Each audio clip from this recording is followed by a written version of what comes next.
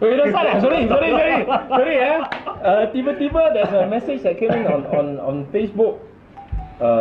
Hi, how are you? I'm good. Jap, YB. Apa? Mana pernah nampak benda ni ya? Aku rasa pernah nampak masa PKP pertama. Jin, boleh zoom in kah? Cannot zoom in lah? Ayo, I think... What? Nampak lah? Actually can see lah. Okay. Ya, tahu. It's in commemoration of a certain incident that involved a certain menteri wearing a certain face mask that says a certain menteri lor. I mean, yalah. I don't need to explain lah, people know lah. But I have to make sure that it's relevant to me. Okay. Because of a rampasan kuasa, because of something called Shaitan move or Sheraton move, whatever. This is relevant because it says here Mantan Menteri Negeri, which is what I am lah. Mantan because of this menteri lah, or many of these menteri lah. I was assured that this is not about politics, but go on, you can say whatever you want. Politician mah. Yeah. Okay, anyway, thank you everyone for watching, everyone for coming online. For those of you who have no idea what Tukang Tanya is essentially a show that brings in people from all walks of life, all crazy people like Benny. Benny is a friend of mine and also a former colleague of mine. I suppose we are kind of still colleagues lah. We're still working on stuff, right? Yeah, I still think we do lah. But I don't make Cakoi. But Benny makes Cakoi for a living, very successfully at that. If you all did read on our iklan advertising, you see Ben is trying to drink his coffee. You know what? It's not good. I really want to. No. I really want to see you try drinking, failing, and then making your white T-shirt turn black. Ladies and gentlemen, di Ketua Pemuda tepi. Yeah. See, I can drink because I'm well versed in using the Menteri face shield.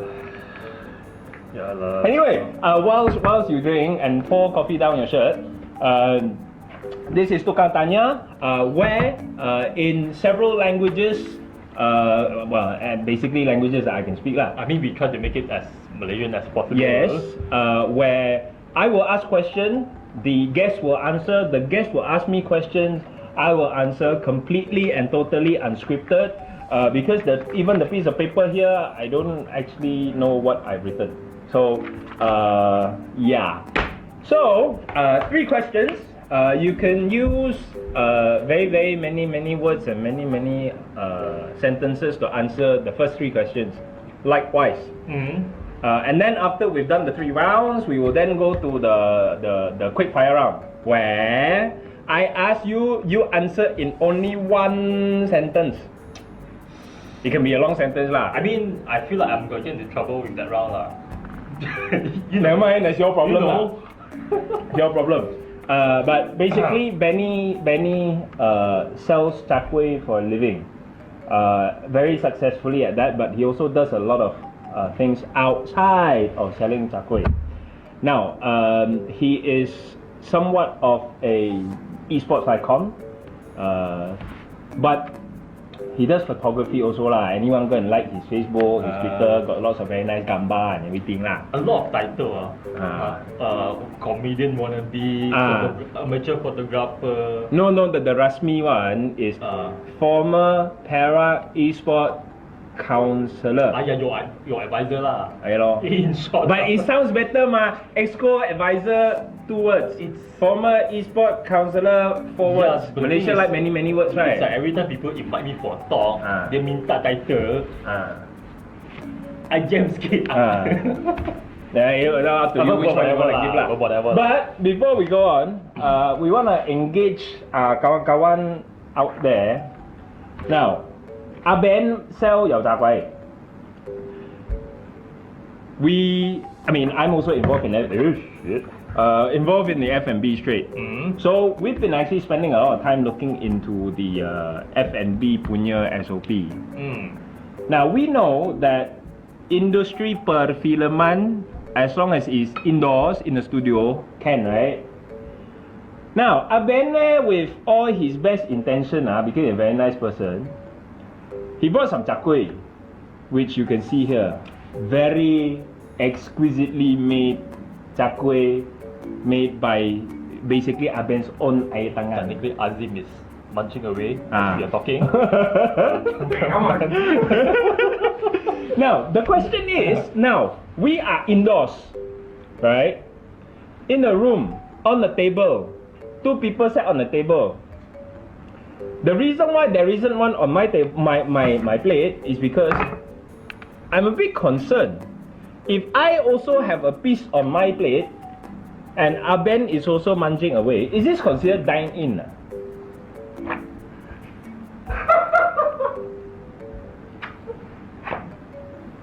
I don't know. So, for those of you out there in the F&B world, please put down your thoughts in the comments. Is this considered dine-in? Now, I'm going to deter myself, and it's quite hard lah because his cakoi memang very sedap lah. Now, let's say for example, if I also makan there's evidence that this becomes dine-in. Because I'm the host, then I will be subject to a saman 50,000, which I cannot afford. He can afford lah, but he's only going to get 10,000. So takkan lah, you know, with friends ma. Then if 50 plus 10 is 60, takkan I ask him he pay 30, I have to pay the full 50 lah. 10,000. But he's richer than me. Mapel pun tak payah kena 10,000. So please put down your thoughts. Okay, sama ada this is dine-in, but just to prove, we all SOP memang is more than 1 meter. He doesn't smell lah. I mean, I'm sitting so far because SOP ma, and then we got face shield and everything, but you don't pan house at me lah. I tried my worst not to. Okay. Ada yang komen dine-in. Apa? Ada yang komen dine-in. Oh ya. Yeah. Aku tak dine, dia makan sendiri saja. Aku kosong Hello police. Okay. So memang we will adhere to all SOP as we know it. But I think what is behind this is there are a lot of grey areas in the SOP. Yeah. Right? Yeah. So anyway, we're gonna go into our questions. I go first because I talk with mom. Sure. Okay. This is gonna be a bit embarrassing. I got a bad feeling about this, but anyway, sure. Why not? I suppose I can pretend that I can remember, but the problem is I can't. How the hell did I get to know you, How? That's how do I even put it? Like, because we got lots of meeting here and there, all scattered around, right? I think when the government changed, when first the first time round, the proper one, the one that people voted for. Yeah. I know you're salty about it, but let me put it. So ever since the government changed, aku pun minta contact I lah, kan. I think it was Tiffany I got your number from. Yeah. So Hi Tiff. I minta nombor dia. I texted him. He never replied me for 3 months. Shit. So I thought, ini sama je lah, ni politician and everything. Can rewind So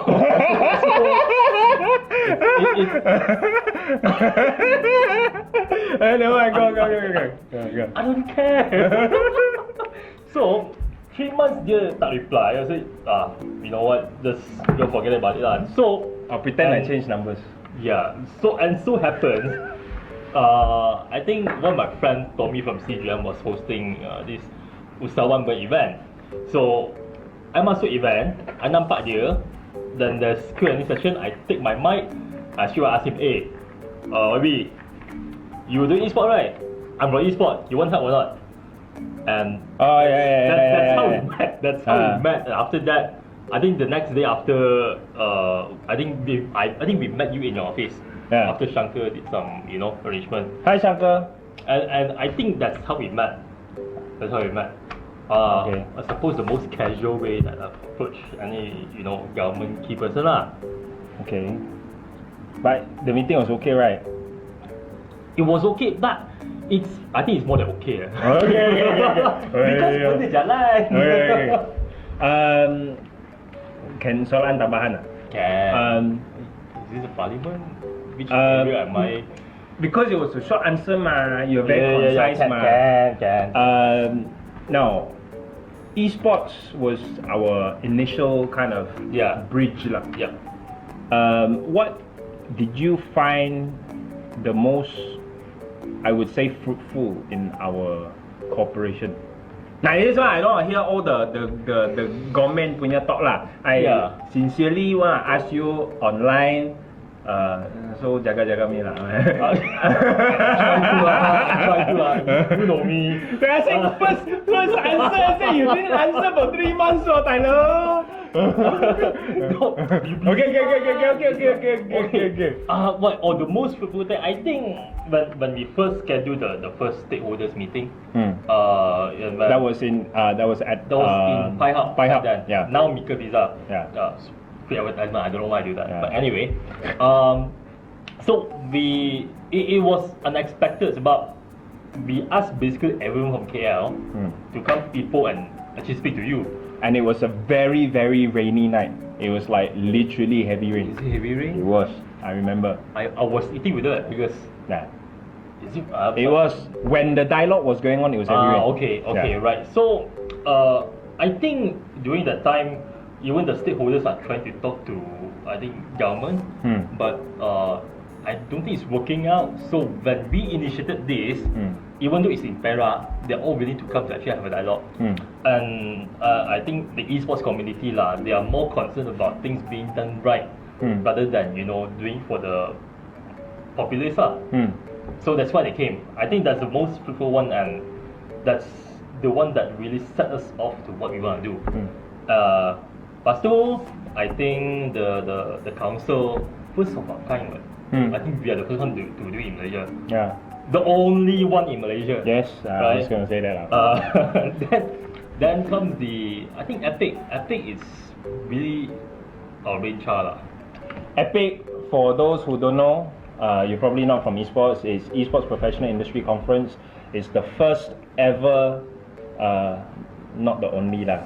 Not the only. Not the only. The only.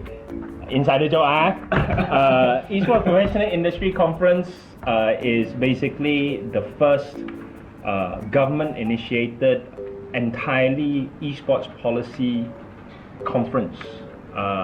There was 3 parts to it. I mean, it was meant to be more than conference because There was when we 3 were parts to it, planning the whole thing, we are kind of thinking that do we want to do a conference that for a few days shop sendiri, and that's it, or do we want a continuation plan after that? So I think that's where we come to the 3 area in terms of we want to do an expo.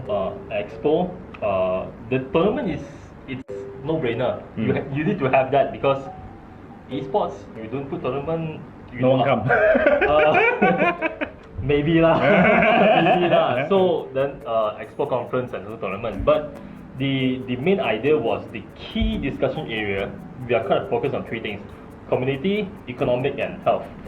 That's 3 things. There's 3 main directions that we do. So all the other topics, I think we sat down with back then idea as well. So we kind of had help from them to actually plan this thing out.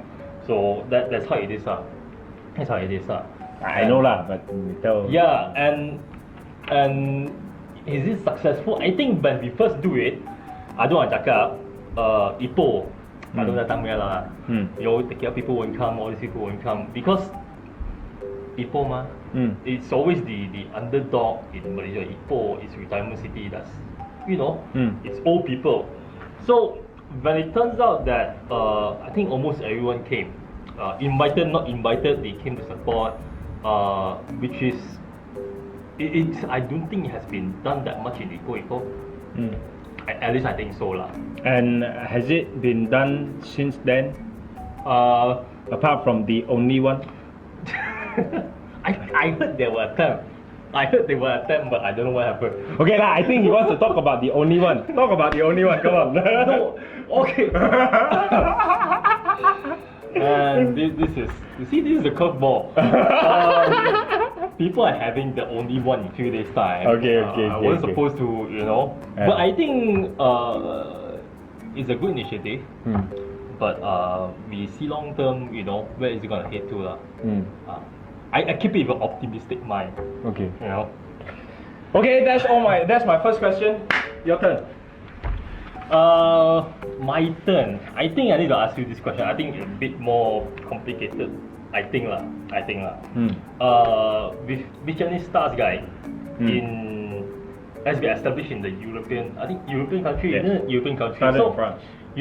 and that day I come across a tweet by Adam Liao, I think one of the MasterChef in Australia winner. Yeah. He was saying that Michelin stars is being awarded mostly on French kitchen, also on European, the Western side of the country, and with the exception in Japan, Tokyo being the most Michelin stars restaurant.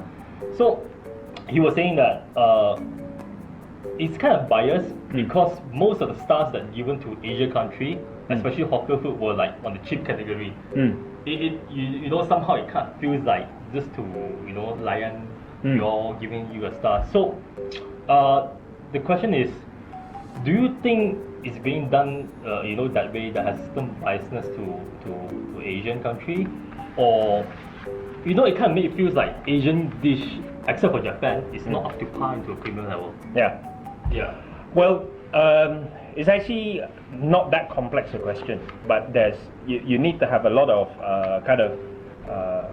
preconceived ideas about what it already is, and also previous knowledge lah. But I'll try to make it as simple as possible. Le Guide Michelin, which is the Michelin guide, it was originally created as a guide to promote people driving to go and use more tire, and when you use more tire, you sell more tires. Yeah. Why want to promote driving, and how? You say that from Paris to Poitiers, there's a restaurant worth going. There's another restaurant in Lyon, which is even further. There's even better than this one. So this one is 1 star, that one is 2 star. So you get these rich people who have a car, and car who have tire those are very expensive. Yep. Because you have to go and so they can't jack up the sales. So you drive to eat, and when you drive more, you sell more tires. So essentially, Michelin did a guide to send people to eat with the basically hidden agenda to sell tires. Okay. Now, of course, that started in France, and since then, it's kind of this last 100 years or so, it's kind of become this thing that all chefs chase. Of course, Michelin guide has, I think they categorize lah. You can get 1 star on just food, and then you get food and ambiance, basically the restaurant. And there's also a bib gourmand, which is the slightly lower level punya. But 1 star means it's worth going to. 2 star means it's worth making a detour specifically to go to. 3 star means it's one of a kind, and it's basically a leader in its field. Okay, so essentially, when the whole concept of Michelin guide came, or Michelin stars went to other countries, it was always with that kind of preconceived structure of French fine dining. It's like when you go to Le Gavroche in the UK, you expect a certain type of service, expect a certain moves at a certain stage in that certain meal. Like straight after you clear the plate, it has to come in from the right, it's taken away, and then... English. Sorry, we made a conscious decision, we were going to talk Manglish, but we just go on the fly. Okay.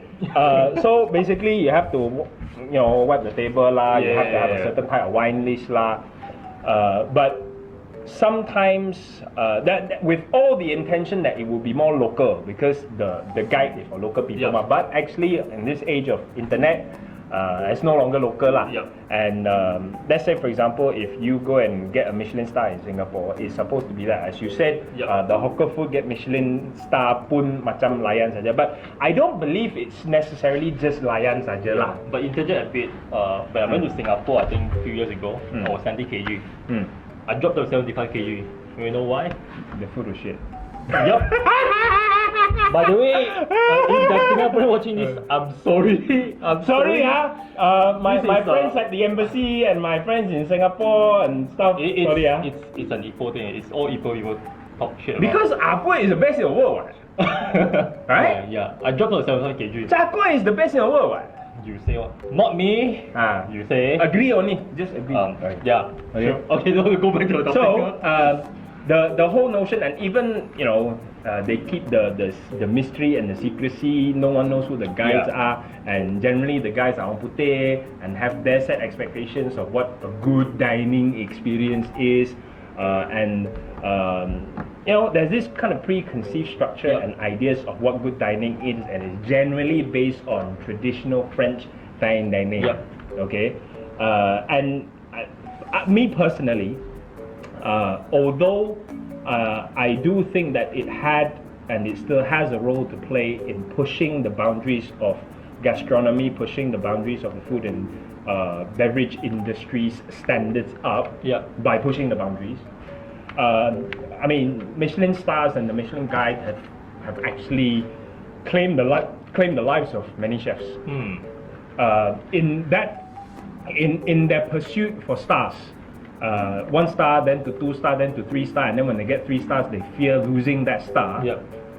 There's a chef called Bernard Loiseau, who have actually put a shotgun in his mouth and shot it because he was fearing so much that he was going to lose the star. 3 Michelin stars. I mean, you are at the top of your game. You are within the 1% of the 1% of the world chef. You've gotten there. And put shotgun on his mouth. Because you fear you can't stay there. Well, that turned out real quick, but okay. Yeah. So, I mean, any respectable chef would probably know the story of Bernard Loiseau. And of course, there are other chefs. I mean, you think you know a lot of well-known chefs and the chef at the top of the game, but the real chefs who are at the top of the game, you don't. Do you know Ferran Adria? You know Ferran Adria? No. 3-star chef, best restaurant in the world. To the point that he's like, okay, I want to shut my restaurant, I'm going to teach. I'm going to do my creative stuff. His restaurant. Okay? So, some people take it well, getting there and staying there to the point that they say, I give way. Marco Pierre White has an anger problem. I think he still does. Of course, you've got Gordon Ramsay, all these kind of people. But what I'm trying to say is that you can't blame it for subscribing to a certain type, because the roots, the akar, the asal usul was that. You agree with it or not, you don't go and buy the guide law. So should we have one? In particular, I believe so, because I personally think, as I said before, it's something that pushes the boundaries and the standards of the boundaries of the industry by pushing the standards up. When you set expectations, you either meet them, break them, or you don't meet them.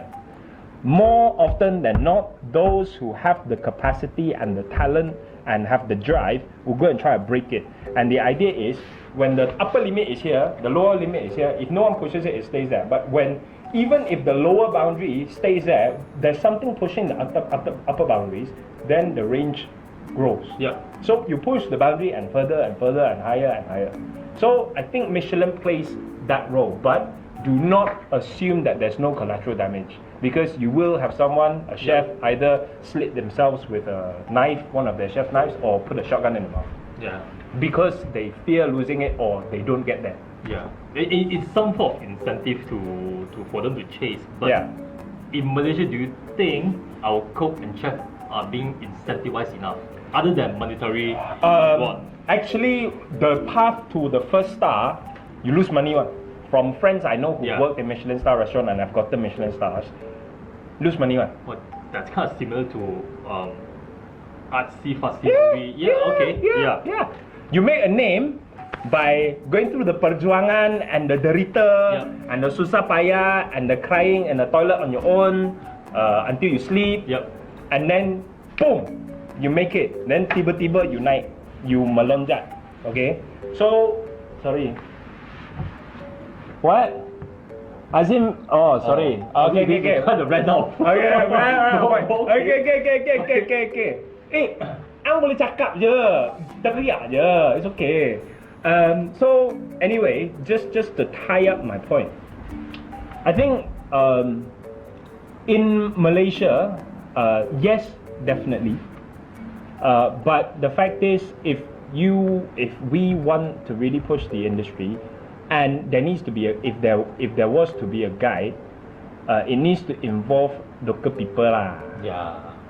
I mean, in our context, so we could understand more. I mean, you couldn't put someone outside of the field, come in and be the reviewer, without any context. So they make a lot of weird decisions that doesn't make sense. Which I think it will be, things. So, yeah. True. Did I answer your question? Yeah. Okay. Yeah. Okay. So the short answer is yes, we did one, Yeah.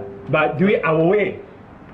and see who's gonna do it first. Of course, we need to start in Perak lah, because we have the best food in the world, right? This Ipoh problem. Yeah. We tak sombong, tapi we bangga because we are hebat. Okay. Let's get to a bit more of a serious question lah. I mean, I have a business in F&B. You have a business in F&B. You make more money than me. That's Fact. Do we have censor button? Fact. Okay. This lockdown, I mean, we touched on SOPs. Yang pening, there's lots of 2 step forward, 4 step back. There's lots of U-turns, there's lots of roundabouts, and then there's roundabout, way round, that kind of stuff. Yeah. But at the end of the day, MCO1 susah. There was some help, some policy intervention, some financial and economic intervention. And then MCO2, less so, but not so ketat.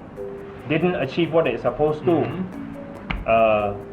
And now MCO3. Yeah. Can survive or not? I think I may be the wrong person to answer this. Why? Is because first we have the privilege of having solid customer base. So minus out the friends from KL, Penang, all that, we have customer base. So no matter how, we are still able to make a certain amount to actually survive. But as I think the first MCO, was it that worse? Not really, because we have our own savings, so we can tahan. We can tahan. But as time go, you let dine in, you let 2 people, you close border on and off like that. I think it starts to take more effect if this goes on much longer. So, but Hollywood, it was intentional. We didn't say Hollywood Ipoh, but we're not lying lah. He really sell Cakoi at Hollywood what? but people know Cakoi Hollywood ma. Okay, never mind. So my question is, Hollywood has a huge tourist following. So I think there is definitely a correlation between your business volume and tourism, right? Now there's no cuti Malaysia pun. We are very much like tourist spot. To the extent it's true. So what I do during this lockdown, with nothing much I can do with the SOP and whatnot, even if I go for food delivery pun tak jalan macam mana juga, because even food delivery app, you have like hundreds of stalls you have to compete with. But maybe Cakoi is different lah. We are the only one. So if you have a captive audience lah. But in other contexts it's a bit different. But the thing is, what I do during the first MCO, I went online. I tried to be viral. So I wrote all this stupid stuff on Facebook, Twitter, you know. Now I thought that's just your normal mode. Well, sorry. It's a few persona. So it's like, yelah, kita ada privilege untuk buat benda ni, so kita buat lah. So suka-suka I post gambar Cakoi, kau rindu ke tak, you know, we try to seduce people to come back. So first MCO settled, then comes the rentas negeri. So during that period, the sales jack up more than before. More than before. And we are also, to the extent, we are afraid that will there be any infection going on because the crowd of people coming in. But luckily there's none. That you know of. I mean, we do have cluster name after Okay. this. Cluster Hollywood, cluster Cakoi, cluster Benny. No. Although a lot of rumors are. But we kind of survived through that. Then after they closed the border again, then okay lor. As long as you can dine in, the F&B is still okay. That's us. But we also have neighboring stores that's not doing so well. That was actually going to be my soalan tambahan. Yeah. I mean, of course, you have a very, very long-standing, well-established business, and there are many other stores who are also long-standing, well-established, but not necessarily as well-established as you. How are they faring? Bad. Yeah. Really bad. And I mean, we know the profit margin of Cakoi is quite high lah. You know LHJ is going on. By the way, I pay tax. Okay. So do I. Anyway, My wife just done my tax return. Ada bayar.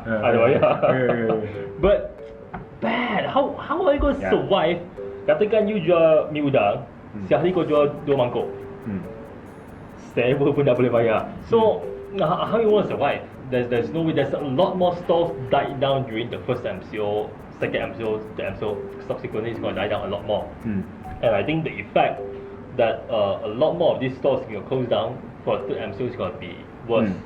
It's going to be worse because with this intermittent MCO, you MCO now, you can't cut their breath with it, so they have to think about how to survive. Then you let them back in. Okay, survive with it. Then you cut them down again. So it's like they want to hang you. Vicious circle. Yeah, they want to hang you, but then hang halfway and let you breathe lah. Then they hang you again. Then how? Not just even in financial problem, even in mentally problem. Yeah. How are you going to survive that? Because the Cakoi is privileged, so we don't have that kind of adverse effect. But if you think about, use the term all this machikia, it's really bad for them to survive. Yeah. How? On normal days you're barely making enough for the month. MCO strike, all this SOB strike. Nothing left. I mean, I don't know whether it will be correct for me to say lah, but you are like the anchor in Hollywood, right? One of the anchors. Okay. One of the anchors. And are you just barely scraping the barrel to survive? I mean, in terms of operational lah. I'm not talking about your bank account because I know got a lot of money. But are you just barely surviving operationally, or are you still making a bit, or are you actually making a loss? Yeah. Do you want me to tell you the truth? Truth. Because no matter what I answer, it's gonna be, I think enough to survive. Can cover lah. We can cover the sewa, gaji, sewa, we can cover, 1 or 2 weeks fast food, Not really that bad. Not really that bad. Okay. Still but you're the anchor mah. But you got neighbors who basically memang sudah mampus lah. I think 3 stores. 3 stores mampus already. 3 stores. Yang mana? Mi udang, ayam penyet. Ayam penyet very laku kan I mean, laku in that place lah. Yeah, I mean people come in to eat lah. Yeah, I mean, mau bungkus ayam penyet tu macam susah sikit kan. Ada bungkus, tapi sometimes when you're opening hawker store, you have to consider luck also. You consider luck also. Given you a place in Hollywood, also you can't make that much sales. Sometimes it is what it is. There's nothing you can do. Yeah. There's nothing you can do. No matter how much people tell you, go do food delivery, this and that. It's not a lot because 30% commission. You nak jual apa? You know the margin. You know margin. How you gonna make? Kau buat tak? Huh? Kau buat tak? I think cawangan dekat Pekat ada buat, tapi tak bayar pun. But we have to, at least the price has to be much more higher to actually cover the cost. So on one hand, so this is a dig on the platforms lah, the food delivery platforms lah. Yeah. Okay. Yeah. I think terang-terang lah. Ayo. I mean, Grab and Panda, I have friends. But I tak ada macam YB buat statement nak hentam siapa-siapa. Aku tak buat statement pun. Tapi, yelah. But yeah, I mean, I try to be, diplomatic, which you're not gonna believe. but yeah, it's a problem. It's an argument that I go on Facebook sometimes. I argue about with this kind of people. Oh no, you have to depend on them to make this kind of sense. Hey, no, it's bullshit. At some point, you are taking money from us, and then you have to audaciously tell me that we have cost to cover also, ma. But if you think about it, we are your supplier. So why are we getting that kind of treatment? I mean, that's the kind of feeling that I get. So it's weird. It's weird. You do also die. Yeah. You don't do also die. Then how? So you start to see a lot of hawkers having kind of negative feelings towards this food delivery punya It's app. growing. It's growing. The more people, the more consumers actually understand and know about the real story. And the other day, I was speaking to one of our good friends, I think Thomas. I think Thomas, by the way, is programming. He has a programming firm in Ipoh that serve American company. Very, very big. Very, yeah. Yeah. I don't know what other words to use to describe, but it's very big lah. Yeah, Okay. yeah. So we were also Hi Thomas. Hi. we were also having discussion about after all this food delivery app, what is the next step? And we started to think that you see Grab is starting to do their own cloud kitchen. You start to see, I think Foodpanda is doing their cloud kitchen. Got Panda shop, Panda Mart. So until a point where you have to think, all these supplies that you get, eventually are you going to teach them? Cannibalize. Yeah. Cannibalization factor. That was my concern. But of course, kalau you tanya hawker yang dah tak cukup to survive, they couldn't think about all this stuff. Only thinking how to survive, how to think about any other things. So I think that's is it correct to say that's capitalism at work? Yeah, mostly.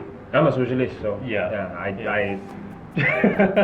you want me to start talking about capitalism or talking until tomorrow morning? No, so that was the general problem. So and we were thinking that why ask Michelin stars, because I think food review in terms of blog, in terms of content show, it actually helps them more than doing food delivery. It's like Jalan cari makan, rojak. They help, I think, quite substantial amount of F&B, even though they're not as prestige or even as professional food critics in that sense. But it does help. It does help. I think that's the only solution that I would think on how to do it to actually help. I agree. In fact, one of the plans that I was going to trial in my own kawasan when we were government lah.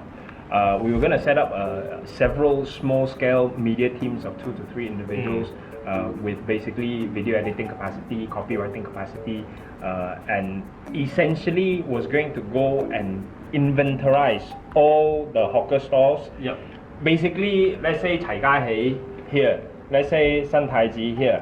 We were going to go and inventorize how many, what stores that there are, and work with Google to basically make sure that not only there's the shop there that is inventorized and essentially on the map, but actually the individual stalls of what they sell. Yeah. To the point that anyone who knows anything about wine tasting, basically there's vertical tasting, there's horizontal tasting.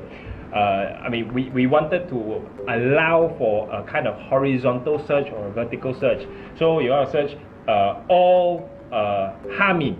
So essentially, you can search all Hamin in Pasir Pinji, will then come up. It will tell you which store from what shop, tasting notes, basically reviews to come out of it. And we've actually put some money aside specifically for this to be trialed in essentially in Pasir Pinji lah.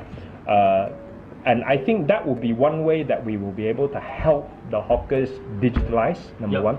Number two, to push the standards. I'm always about pushing the standards. But government kena curi lah. So Well, Soalan dia boleh kau lah. Kan?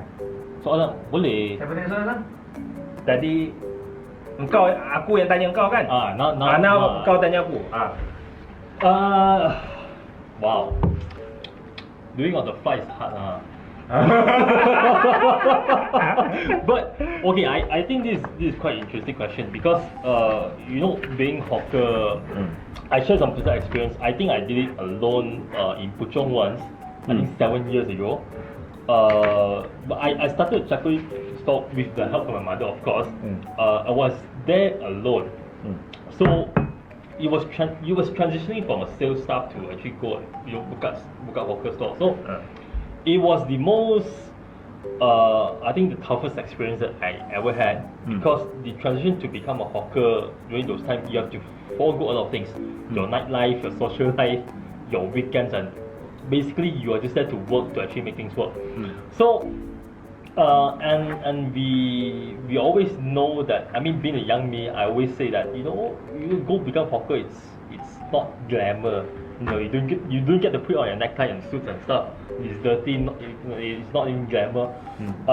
And even on even on Tinder, when I say I'm a hawker, it went quiet. Hello, I did it also, right?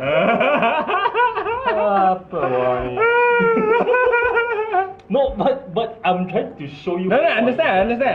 So, if you had the capacity, how are you going to address this issue? Because I think if in Europe, in US, the identity of a cook, a chef, is elevated into a rock star level, what is really stopping us? What you said just now about helping them with videos, Yep. I think that starts because it's about telling stories. I think we've had this conversation before lah. Yeah. I think stories are very, very important. Let me give you an example. When one of the things that we talked about under esports was that we wanted to professionalize, dramatize, and highlight the lives behind an esports professional, whether they be a coach, whether they be a streamer, whether they be a caster, whether they actually be a player, whether they're a manager. We wanted to tell the stories behind it. Not your typical rags to riches story, but actually the perjuangan di sebalik. Because that's what that's Azim stealing Cakoi. Oh, tak masuk. Okay, no. So I think telling stories, and I think media plays a very, very important role in what they see as sellable, eyeball-catching, audience-building stories. Now, right now, I think our media consumption market is half what the customer want, half what the I would say the proponents of media work and media content, what they push. I think if you can sort out what on the media side and basically start essentially inspiring media players to say, let's tell the stories of a hawker and tell the part where memang pendapatannya can be lumayan. That's one part. Number two, actually you can be a hawker during the day and still go and speak as a keynote speaker in a conference at night, because that's what you do. Okay, and that's what I've done. I can be a YB during the day, and at night I go and cook. Batman. Hey, honestly, Atapas the first 2 months, I was literally there. Daytime work, my day job as an adun, night and as a ketua pemuda kebangsaan, and nighttime I was cooking for the first couple of months, training staff, formulating menus, basically having arguments with my partner about what to put in, what not to put in, what determines our brand and what our identity, and I think that's the interesting stories behind it that actually can inspire people. So that's one. Creating opportunities to inspire people what is behind these professions, because it is a profession. Number two, I think it goes much larger. It goes more macro, because it's not just about F&B. When you're talking about chefs, when you're talking about hawkers, these are skilled work, right? Very often, why people think being a chef is lowly and tak. Actually, being a chef is no different from being a hawker. In fact, I would even argue that being a hawker is more atas, because they are very specific and specialized in one dish that they sell. That's true. Right? You would know more about the perfect pH, where the yeast that you use and what level of aeration would be best for your product. I can't tell you that. I can tell you the theory, because I'm trained. It's like being it's a vertical and horizontal. It's between being a GP and being a specialist. Okay, as a chef, I'm a GP. Okay, but you're a specialist. Yep. You have a PhD in Cakoi making. Which that exists, but Right? Okay. Okay. But as another point, why can't you do a PhD in Cakoi making? Why can't anyone in Malaysia get a master's degree in culinary arts? You cannot. But I think that comes to another question that I want to ask. MQA doesn't want to acknowledge that. But there's a story that most of the prolific chef actually starts not with education institution or what you call it, the chef college or university. I was saying with Daihok, Yeah, but the story that I've always heard is that these chefs started in French kitchen, shucking oyster. I'm not sure how true is it. Most 3-star chefs Yeah. worked in French kitchen and then got thrown out. Yeah. Yeah. Heston Blumenthal worked in 3-star kitchen and then got tendang keluar. Yep. And Ferran Adrià worked in French kitchens and then went and worked in his own kitchen and then worked with his brother and then built his own. So is it even redundant to actually have an education or a degree in culinary arts? This is this is where I want to cut in. Yes and no. Okay. Yes, yes, as in I think definitely having a degree or a diploma or a master's gives you the access. Not access, gives you the it's kind of like a loop thing, Yeah. When you have more people, as I have a master's degree in culinary arts, it pushes the profession atas sikit. Yep. Okay, but what I don't mean by that is I don't mean that you have to go to university, you go and study 3 years in the classroom to get that degree and another 1 year for the masters. Right. I'm saying that why can't there be a vocational based being placed to train and being placed to train whilst you're working, you're also earning a living and you're gaining credits by assessment on the job. Well, I mean that would make much more sense. That's what we were pushing when we were in government lah. You know that, I know that, but kerajaan kena rampas dan curi. So that's a different issue. So the fact is, I think we should still remain taat dan setia kepada idea where you want to professionalize being a chef, professionalize being a hawker. But the fact is, it doesn't necessarily mean you have to go to university to go and get that. It needs to be vocational based, on the job assessment based punya qualification. Because the idea is, it's not just about you short sendiri getting your degree. It's about getting other people inspired to see you as atas. But that's the Asian culture. Asian culture can change. Yeah, I mean, I'm pointing that out that parents, you must have this, you must have this to actually do that, do that. And I want to point that out, and also because of that kind of culture, I think it killed a lot more of the old F&B business. Like the let's say the beef noodle in Ipoh. Some went retired and not even doing it anymore. I think at a certain extent, I need to blame the parents. Why do I say that? Is because even my parents during the earlier days, it's like, go study hard, don't do this kind of job, all this kind of thing. And mainly, I think that was the reason why a lot of established F&B, hawker stores are getting extinct by the time. So, I mean, culture can change, but I think it takes more than just observing. I think it is more proactive reaction. Exactly, you need to plant ideas in there. Like you say ngau lam min lah. Let's say ngau lam min. Okay, the ngau lam and the min, two individual components of a dish that if you want to be really specialized, you can be very specialized. Imagine there's a video.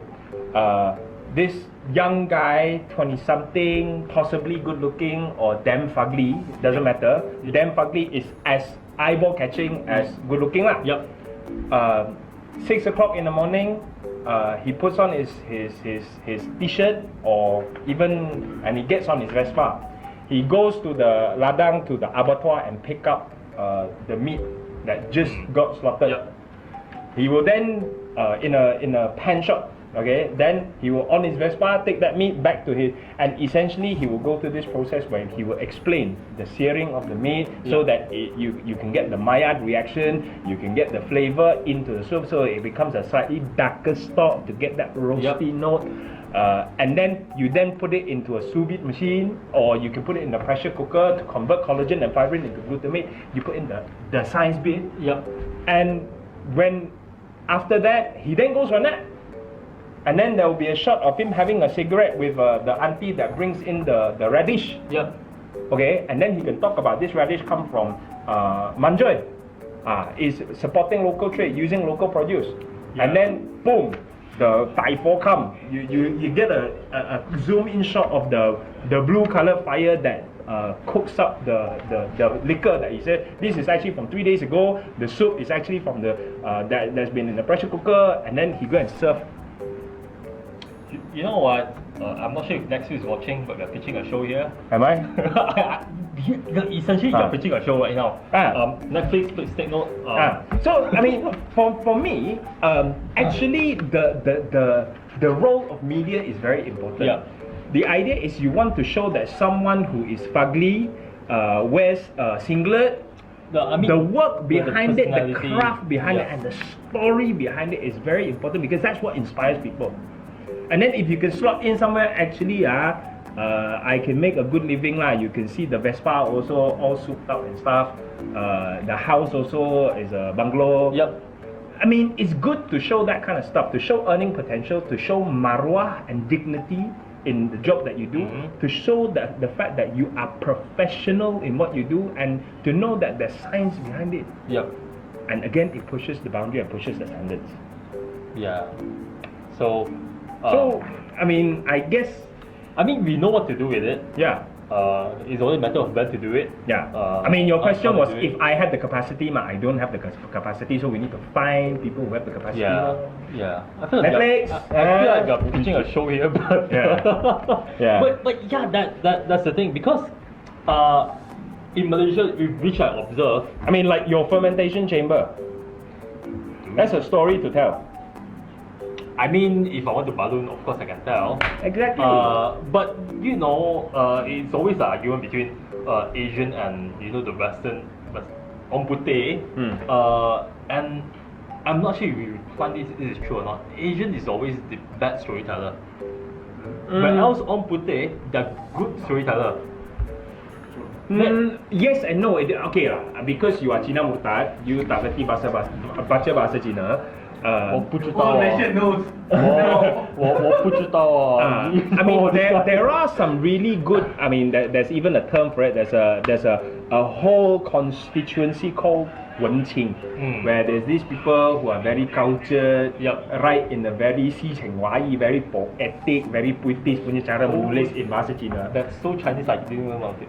But okay. I mean, it's there. Okay. But it's very elite and very kind of very small. But this is what that kind of content needs to be mainstream.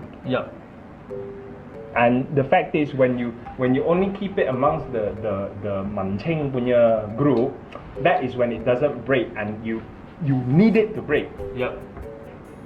It cannot just be indie. It cannot just be underground. It cannot just be. It can't be. Too artsy. Because I think if you were to look at the rise and rise of the F&B industry in Europe, there is one common line that goes through the entire progression, the whole progression line. What used to be, let's say this is 1960 to 1970, 1980, 1990, on the x-axis, this is the time, this is the past, this is the past, this is the present, 1960, 1970, 1980, 1990, okay? What is indie and very underground and very avant-garde here becomes the norm here. And then what is very indie, very avant-garde here becomes the norm here. And it goes on like that. And that is how standards are pushed up. Okay? Or how standards are made wider. How options are made more multitudinous. I don't have a Manglish word for multitudinous, but anyway, multitudinous. Yeah, sure. So the idea is turning what is indie and avant-garde today into the norm tomorrow. And I think it's happening. It's just happening a lot slower here, lah. Yeah, of course. Right? Of course. And the only thing that will help that progression move quicker is if we have media people, media outlets, media platforms do that work with us for us as F&B players. Yeah, but didn't you notice the major media is actually slowing down on this content? But I mean, you know, Do you really want me to talk politics? No, but I mean, it would be biased for Because it's about politics, right? Oh, well... Right? Quick fire round. Okay, fire round dia. Okay. Sejam dah. Oh, dah sejam dah? Okay. Ni balon punya labun memang hebat ah. Okay. Okay, quick fire round. You first lah. I cannot think of. No, I couldn't even think of quick fire. Oh, okay. I mean, we can still go on like this until like the end of the show. Okay. I know. Okay. Okay. I got one. One sentence. You got 油炸龜、鹹煎餅 and got what else here? This is not a question Yeah. 油炸龜、鹹煎餅 and got pulut. Pulut. Tell me which one in one sentence which is your favorite and what's the story behind it? In one sentence. Holy crap, there's only one new story. I think tonton yang apa di Cakoi yang digoreng pagi ni. Okay, a lot of people ask me. I think the Chinese Story behind your Cakoi. not all Chinese know the story of Cakoi. They only know you eat. Okay. So Cakoi, it's actually a politically protest icon during the Song Dynasty. So ada kisah long time ago in the galaxy. Bukan galaxy. In China long time ago. So there's this general called Yue Fei. General Fei lah. General Fei. Yue Fei. So he was really respected general. He kind of fought a lot of wars, and during this period that he's fighting a war somewhere else, and then there comes the Prime Minister, or back then they called Chancellor. His name is called Chun Guai. You remember this Guai? So it kind of rhymes with Guai. Why was he so hated? I tell you why. Because he was jealous of the general, so he tried all his plan to sabotage the general efforts and the image of the general. So until one day the Maharaja, the makan hasut, summoned the general back and killed the general. Oh, it's a bit like a cross between Muhyiddin to Mahathir and Najib and Rosmah lah. Well, it is whoever you want it to be lah. It's in your context lah. Okay, it's in your context lah. I'm not gonna say anything. Okay. Nanti kan ada yang hello police, aku kena headache kan. So when they executed the general, the people knew that the prime minister did the sabotage, so they hated the prime minister. They made two pieces of dough that represents the prime minister and the wife. Stick it together and they fry it. That's their Najib and Rosmah law in that case. What are you trying to get me into? I mean, conceptually same lah. Okay. So it was like two couples that they hated. They protest in form of food because back then Maharaja, it's a monarch system. You cannot be too vocal about protest or you get beheaded. So it's a form of protest, but it's not being used today. I mean, if you want me to name it, after your nemesis, I mean, I name it for you only lah. Don't. Okay, that was a very effing long question. Answer, but never mind lah. But simplified. Okay. So basically, that's the origin of Cakoi. Okay. Yeah. Your turn. Sangkut ni. I don't want to ask you political question. Okay. Tanya je lah. Surviving lockdown katanya. Nak lockdown ke tak lockdown? Ya, lockdown ke tak lockdown? One sentence. Parlimen buka ke tak? Yang mana? Itu dua soalan. Pada buka bosan lah. Parlimen lah. Okay, parlimen. Itu bos.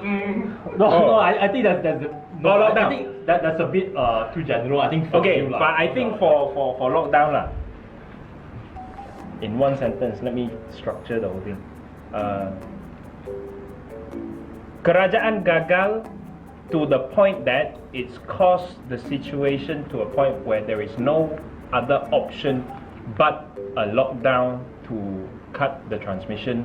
So therefore, I think at this particular juncture, not the fault of the people, not the fault of the pandemic, because there are other countries who have successfully been able to control it to the point that they don't need to lock down. But yes, there is a need for a lockdown right now because of the failure of the government. Yeah, and with aid as well. You know. Yes, Yeah. and there's no aid right now. Second quick fire round. Oh, aku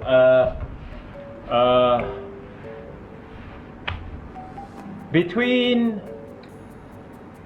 Cakoi, esports, photography, and writing, which is Too your much. favorite and why? My favorite And why? I think if my favorite was trying to become a comedian Trying to lah.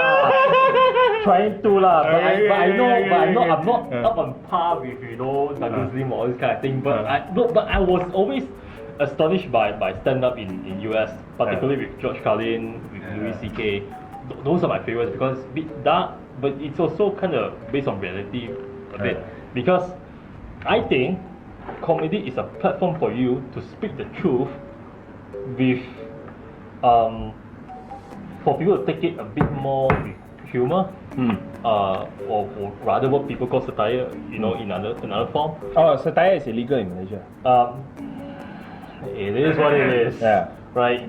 So I think it's a form of expression. Yeah. It's also a form of performance arts where you push the boundary to see what you can say or what you cannot say. And it's a bit more tricky today with the big culture that we're having right now. Silap satu ayat, cancel culture.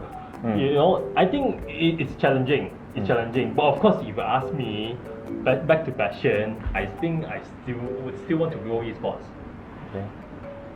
Okay. But comedian, me saying I want to become a comedian is a joke to you, isn't it? No. Who's laughing now? Oh, is that your question?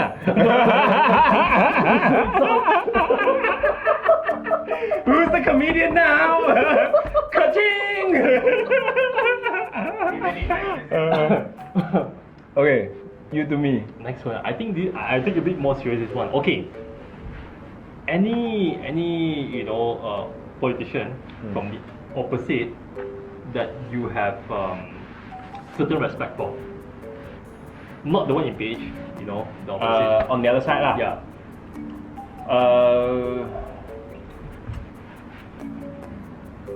Does it have to be someone I don't know, or it can be someone I actually personally know? I think it would be better if you personally know. I think there's someone that I want to see go far.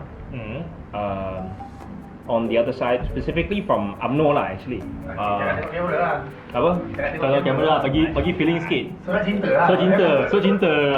Orang dah sebab, Someone who I have had the opportunity to meet several times and have built up a good rapport with. Yeah. But it's rapport built up through gaduh on policy issues and Right. stuff like that lah, and the general direction of the country. Because I think he has a strong grasp on many issues, and I think we have a lot in common in terms of our positions on many policy areas, policies on taxation, on housing, on monetary policies, in fact on many things actually. Syarul Hamdan. I'm not surprised. Yeah. I don't think. Yeah. He just picked the wrong party only. It's not his fault lah. I mean, I told him that. Sharil, I've told you this, right? I just told you just pick the wrong party. No, only. but in general, to me, Yeah. I think the younger gen of Component Party from BN. No, I think the only party that I respected today, I think is from UMNO. Sincerely, not because they are a lot of my customers in Hollywood. No. But I think from both sides, I think the most respected from the from the opposite side, I think I will still respect UMNO with because I met a few ketua bahagian. We had talk, we had lunch, we were talking about something, and the level of I think they had integrity is what I would say. With an exception of a few lah, not all lah, okay. But the younger generation, I think if people mention Cheryl, they are a bit more. They know what they are talking about. You know, it's not only making childish argument in parliament just to make some ruckus, but they are actually making critique on policies, on stuff that actually matters. And I think youth would want to see that more than those baseless argument, all this kind of thing. Which the next election is going to be very, very strange. It's very strange. Yeah. No one is going to have a majority. Yep. No one is even going to be anywhere near dominant. Yep. So we don't know what's going to happen. Yep. So last quick fire round question. Engkau tanya aku. Oh, aku tanya dah. Tadi kau tanya dah.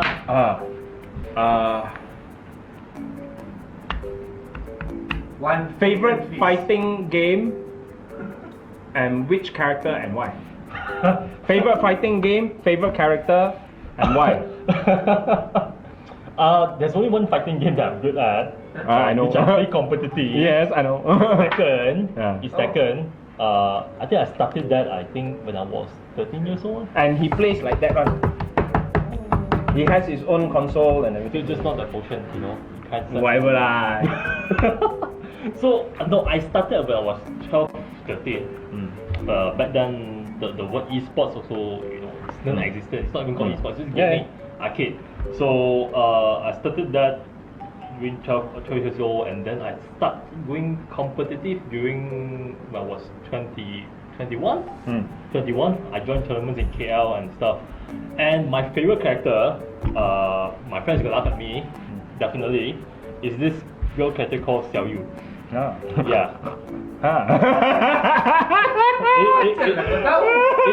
It is what it is. I'm not gonna say anything because I think it's back to my own personality. I'm not saying my personality is like a girl, but the character itself is complex. And I had this kind of thing for trying to do the complex thing to show people I can do it. I can do things that you can't do. Okay. I had that kind of personality. So I like the character. It kind of won me a lot of games also because it's tricky and difficult to, and it has an element of throwing around, like trying to annoy you. Which, by the way, I'm the kind of person. Yeah, I know. So I think it works out fine for me. Okay. But I don't think I've won any really a lot of championship. Yeah. Okay. Yeah. Okay, last. Actually, okay. Just soalan tawahan. Is there actually a Dragon Ball game? Yup. Like a proper serious one? Yup. Got It's popular right now. I never played one. Like, I used to watch it. I used to like proper just- follow lah. just stay watching, don't play. Okay. Yeah. Okay. I mean, take it from me, don't. Okay. Don't. Yeah. Okay, so last question. Sangkut nak tanya apa dah? Pernah makan cakoi kau tak dekat Hollywood? Tak kembang pun. Tak kembang. Tak kembang. I think of this question. I think it's quite nice. Okay, I think food is almost associated with culture most of the time. The upbringing of certain places, of certain country. For example, like Vietnam, they eat spiders. It's because during the wartime they have nothing to eat, so they eat it.